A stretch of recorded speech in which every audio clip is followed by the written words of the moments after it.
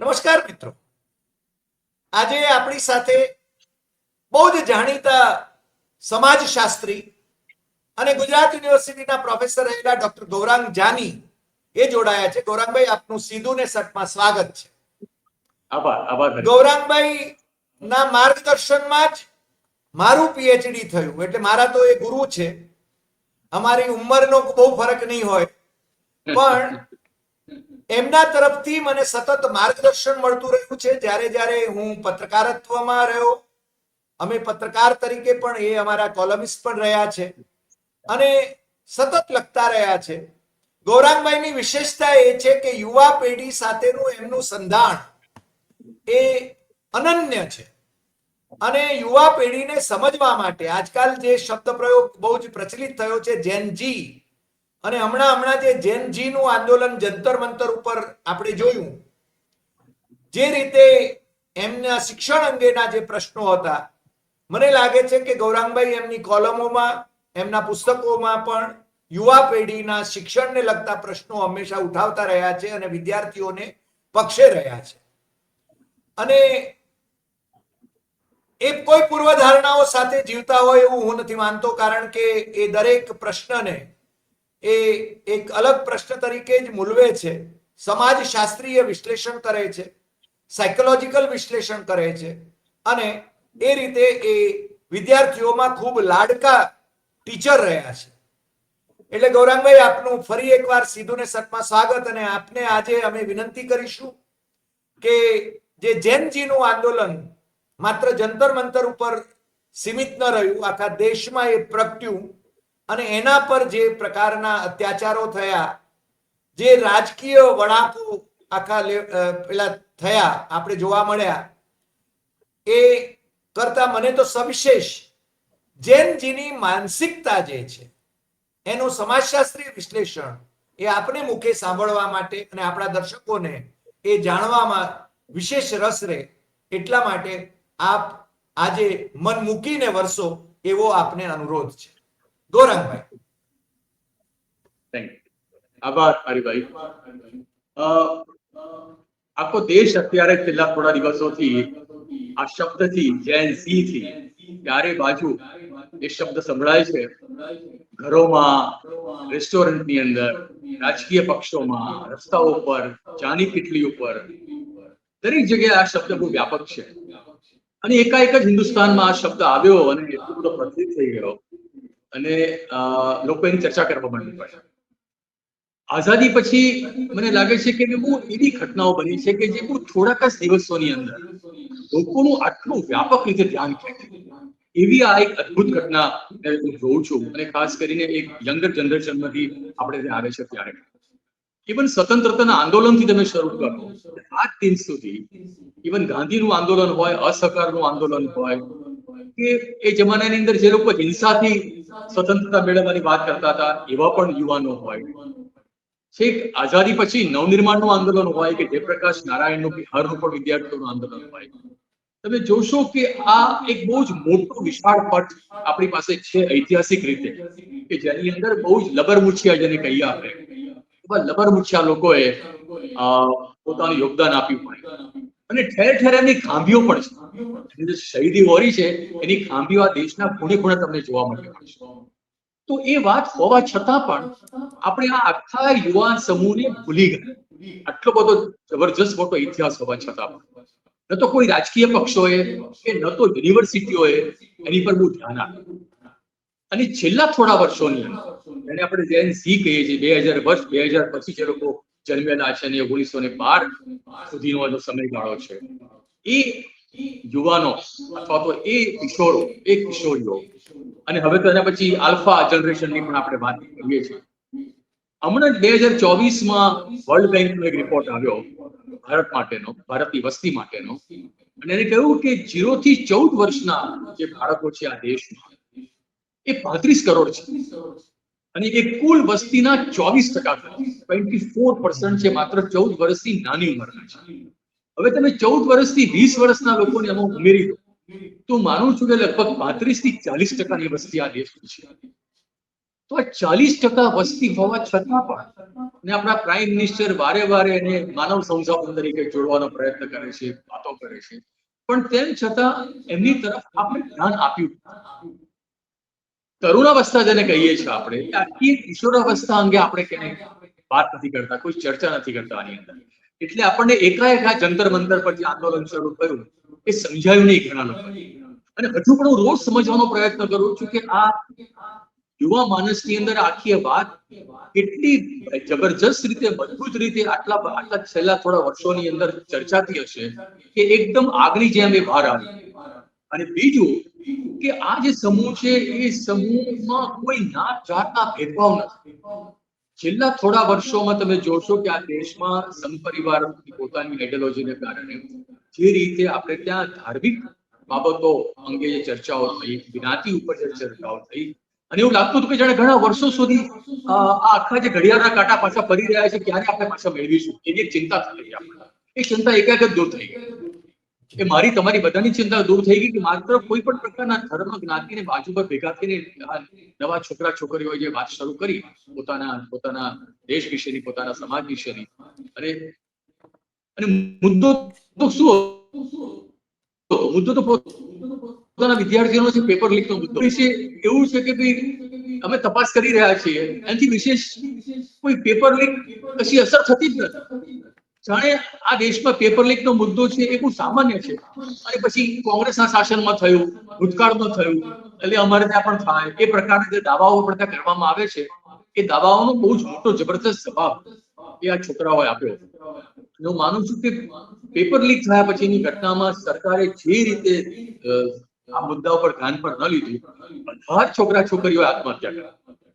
અને વિદ્યાર્થીઓની જે આત્મહત્યા છે એ આત્મહત્યાને જો તમે થોડી વહેલી ગંભીરતાથી લીધી હોત તો હું માનું છું કે તમે આ ગ્રુપને સારી રીતે જોઈ શકો. ભારતનો જ એનસીઆરબી નેશનલ ક્રાઇમ રેકોર્ડ બ્યુરોનો જે ડેટા છે એ 2014 થી 2024 10 વર્ષની અંદર ભારતમાં 1,23,000 વિદ્યાર્થીઓ આત્મહત્યા કરી. માત્ર 10 વર્ષના ગાળામાં સવા લાખ વિદ્યાર્થીઓએ 10 વર્ષના ગાળામાં આત્મહત્યા કરી છે. 1.25 લાખ. અને એમાંના 55% 18 વર્ષની નાની ઉંમરના છે, less than 18 years of age, જેને આત્મહત્યા કરી છે. અને બીજા જે 45% છે એ 30 વર્ષની નાની ઉંમરના છે. આ સરકારનો પોતાનો જ આંકડો કહે છે કે છેલ્લા 10 વર્ષની અંદર આટલા વ્યાપક પ્રમાણમાં, એટલે રોજના 5 વિદ્યાર્થીઓ આત્મહત્યા કરે છે હિન્દુસ્તાનની, પર ડે. હવે આ આત્મહત્યાને આપણે એક સમાચાર તરીકે લઈ લીધા, કદી કોઈએ ચર્ચા ના કરી, કદી એના વિશે શું કરવું વિચાર્યું નહીં.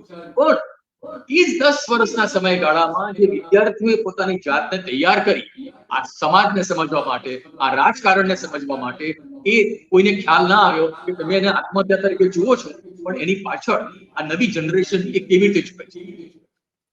બીજી વસ્તુ કે હવેના છોકરાઓને ઇતિહાસના ચોપડા જોવાની જરૂર નથી. આપણે ત્યાં રિસન્ટ હિસ્ટ્રી ભણાવવામાં નથી આવતો યુનિવર્સિટીની અંદર કરી કે છેલ્લા 30 વર્ષમાં હિન્દુસ્તાનમાં શું થયું. કોઈ પેપર નથી. રિસન્ટ હિસ્ટ્રી ઓફ ઇન્ડિયા નામનું કોઈ પેપર તમને બતાવો કે જેની અંદર છેલ્લા 30-35 વર્ષનો ઇતિહાસ ભણાવતો હોય.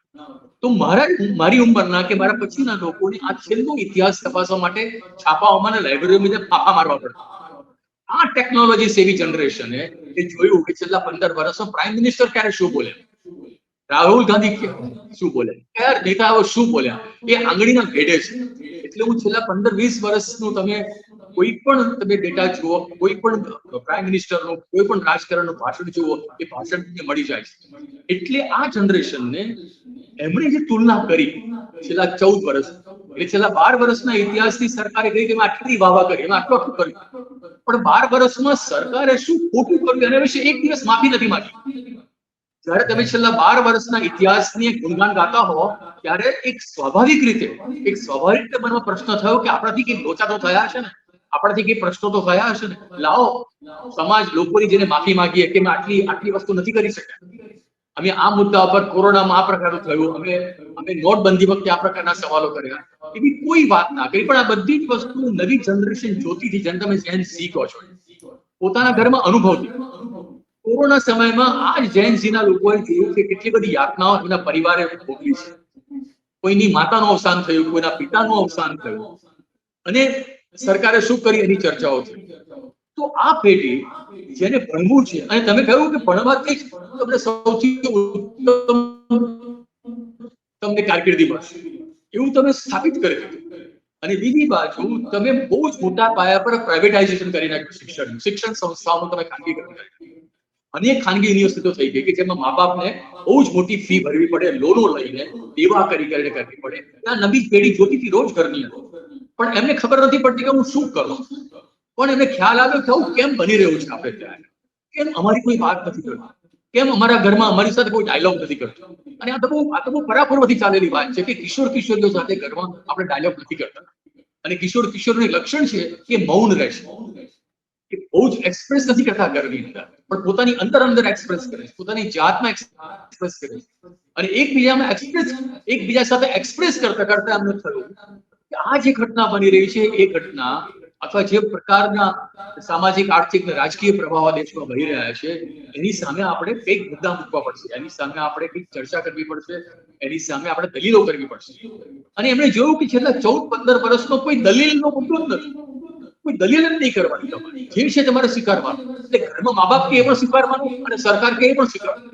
સરકાર કે પેપર ફૂટી ગયું તો કે વાંધો નહીં, સરકાર કે ફી વધી ગઈ તો કે વાંધો નહીં, કોરોનામાં આટલા લોકોના મૃત્યુ પામ્યા તો કે વાંધો નહીં. ક્યાંય એપોલોજી નહીં, ક્યાંય એકાઉન્ટેબિલિટી નહીં.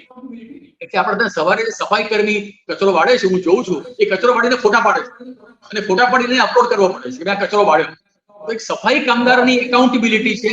હા, એને ફોટા પાડે છે રોજ, ફોટા પાડીને મોકલે છે કે મેં આટલા વિસ્તારમાં કર્યું. એક સફાઈ કામદારની એકાઉન્ટેબિલિટી છે. આ દેશની સરકારે કોઈ એકાઉન્ટેબિલિટી ખરી કરી.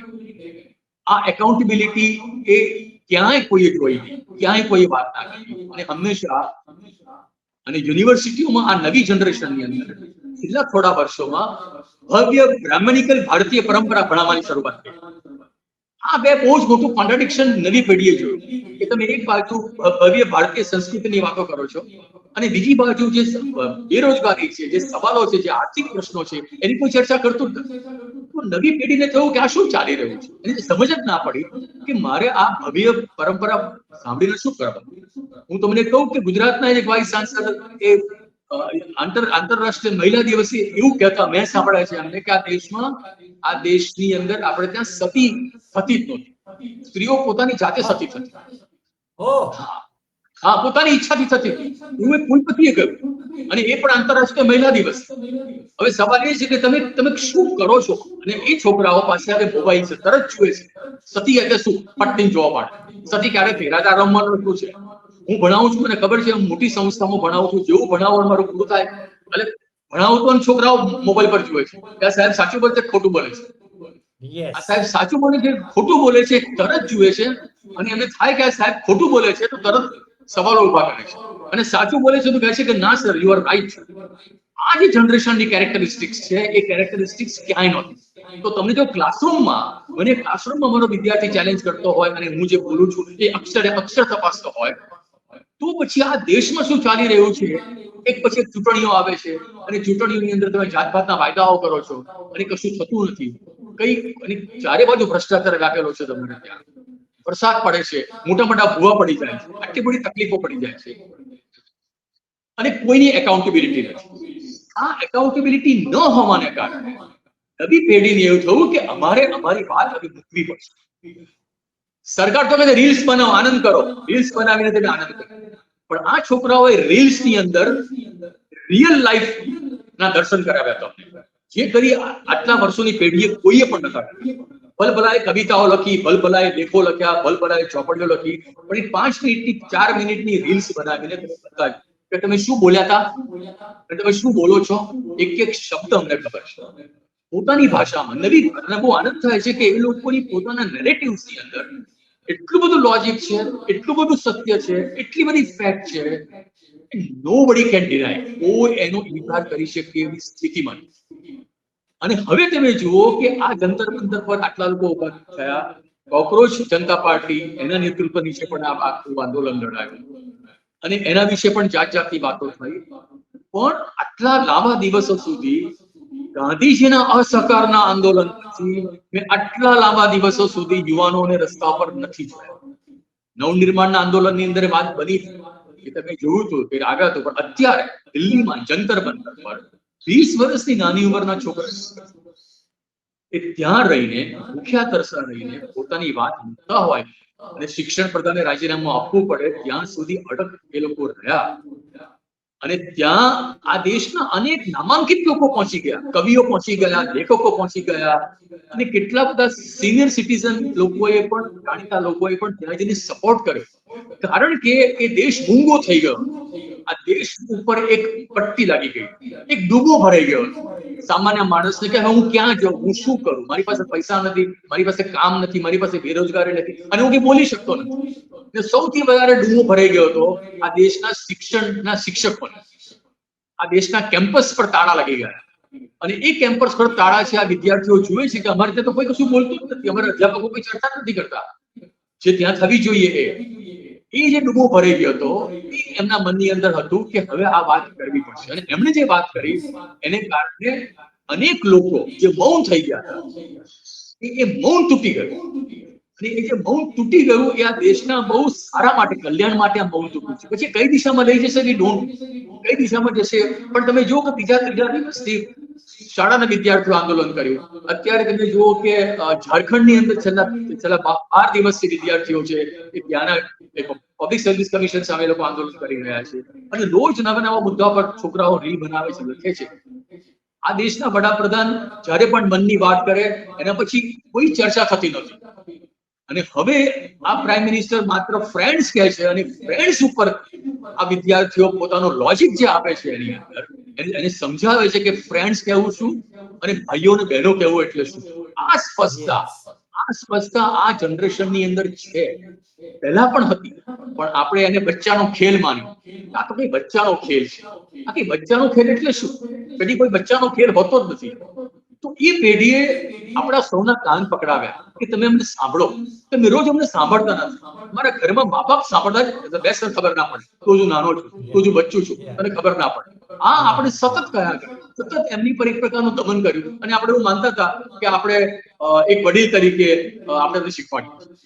અને એ ઓછું હોય એમ તમે છેલ્લા થોડા વર્ષોમાં સંસ્કારિતા એટલે શું. એટલે જયારે છોકરીઓએ ગાળ બોલી તો આ દેશમાં હોવો થઈ. આ દેશના પુરુષો સદીઓથી મા બહેનની ગાળો આપે, એની ગાળોમાં માતા અને બહેનો પરની જ ગાળો હોય છે. ત્યારે કોઈને મન ના થયું કે આ પુરુષો કેમ મા બહેનની ગાળો બોલે. અને જયારે છોકરીએ પોતાની ગાળ, સારું થયું ગાળ બોલી, એ તો હિંસાકર હતી. તમે જયારે ગાળ બોલીને તમારી વાત વ્યક્ત કરો છો એનો મતલબ એ કે તમે ક્યાં સુધી આ દેશમાં અસંતોષ નવી પેઢીમાં લાગ્યા છે. તમારે એનો માપદંડ છે કે તમારે ક્યારે ગાળ બોલવી પડશે એ પણ માણસ. અને છોકરીઓ ગાળ બોલે, છોકરીઓ કેમ કે હશે તો બી અહીં આમ હાથ રાખી દે. છોકરીઓ હસવાનો અધિકાર નથી, છોકરીઓને બોલવાનો રાઈટ નથી. હવે છોકરીઓ ગાળ બોલે છે તો પેટમાં તેલ રેડાય છે. તો આ જે નવી પેઢી વિશેના જે ખ્યાલો છે એ રોજ તૂટતા જાય છે, ઘણા ખ્યાલો તૂટવાના બાકી છે. અને નરેન્દ્ર મોદી પ્રાઇમ મિનિસ્ટર આ લોકોને માફ કરે, માફી આપે, પોતે માફી માંગતા નથી. હા, માફી નથી માંગતા, પોતે માફી નથી માંગતા. અને માફી આપવાની વાત, કોઈ છોકરાઓ કહું કે તમે અમારી માફી માંગી. એટલે હવે આ માત્ર મોદીનો સવાલ નથી, આપણા પરિવારના, આપણા મા બાપોને પણ કેવું અમે તમારી માફી માંગીએ, અમે તમને ન સમજ્યા, કારણ કે આખી પેઢી ન સમજી.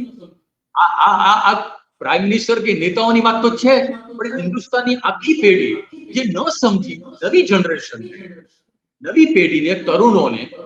અને તમે જુઓ કે આ દેશમાં તરુણોને સેક્સ એજ્યુકેશન નથી મળતું. સેક્સ એજ્યુકેશન જેવી પાયાની મહત્વની બાબતો કેટલાય રાજ્યોની અંદર એની પર બેન મૂકવામાં આવે છે. અને પછી તમે કહો કે આ છોકરા છોકરીઓ ગાળો બોલે છે. એ જ હિન્દુસ્તાનમાં 18 વર્ષથી નાની ઉંમરની 10% બહેનો પરણેલી એ માતા બની ચૂકી છે. હવે તમે બાળ લગ્નને કારણે તમે જેને જૈન જી કહો છો, એ જૈન જી પરણી ચૂકેલી છે, માતા બની ચૂકી છે, બાળ લગ્નથી, અને અનેક પ્રકારના સંઘર્ષો કરે તો તમે એને કહો ચૂપ, તમારે આના વિશે બોલવાની ચર્ચા. અને એમાં ગૌરવભાઈ, આપણે ગુજરાતમાં વિવિધ જિલ્લાઓમાં કેટલી સગીર બાળાઓ ગર્ભવતી બની, એના સરકારી આંકડાઓ હમણાં છે ને પ્રકાશિત થયા. હમણાં જ આવે આપણે ત્યાં નેશનલ ફેમિલી હેલ્થ સર્વે 6 એને કહ્યું કે આ દેશમાં 20% 24 વર્ષની નાની ઉંમરની પરણિત સ્ત્રીઓના 20% એ બાળ લગ્નથી પડેલી છે. આપણને શરમ આવી જોઈએ અત્યારે. તો એક બાજુ તમારી જૈન જી અંગ્રેજીમાં બોલો છો, એ જૈન જી તો પરણી ચૂકી છે ને માતા બની ચૂકી છે. એને જીવનના સંઘર્ષો જોયા છે. તમે શું એને સંઘર્ષો સમજાવવા નીકળે કે કેવા સંઘર્ષ છે તમને શું ખબર પડે? એમને ખબર પડી ગઈ છે કે અમારે આ સમાજના રિવાજોને કારણે, આ પરંપરાઓને કારણે અને બાળ લગ્નના સામેના તમારા કાયદાઓ એટલા બધા ઢીલા છે કે આ બાળ લગ્નો આટલા વ્યાપક પ્રમાણમાં આપણે ત્યાં થઈ રહ્યા છે. એટલે તમારે આટલા વર્ષો પછી બાળ લગ્ન મુક્ત ભારતનું અભિયાન શરૂ કરવું પડે. ત્યારે તમને સમજ પડી જવી જોઈએ કે આ બાળકોમાં શું ચાલી રહ્યું છે. એની તો વાત કરીએ, એની તો આપણે કોઈ ચર્ચા કરીએ. આપણે ત્યાં કિશોરાવસ્થા વિશે કોઈ મેગેઝિન નથી હિન્દુસ્તાનની, કોઈ સામાયિક નથી આપણે ત્યાં કે તમે એની કોઈ ચર્ચા કરો. નથી કોઈ અખબારમાં, નથી કોઈ ટેલિવિઝન પર કોઈ કાર્યક્રમ આવતો જૈન જીની મુદ્દાઓની ચર્ચા કરવાનો. બધાને બહુ જ મોટી અને હું એક રહસ્ય ખોલી દઉં. હું જે અખબાર સાથે સંકળાયેલો હતો, કોલમિસ્ટ હતો, ઓફકોર્સ સંકળાયેલો એટલે હું એનો કોલમિસ્ટ હતો. એમાં આ સેક્સ ઉપરની કોલમ બાળકોના અથવા તો કિશોરોના પ્રશ્નો જાતે લખીને જાતે એના જવાબ આપનાર એક રિટાયર્ડ પ્રોફેસર હતા.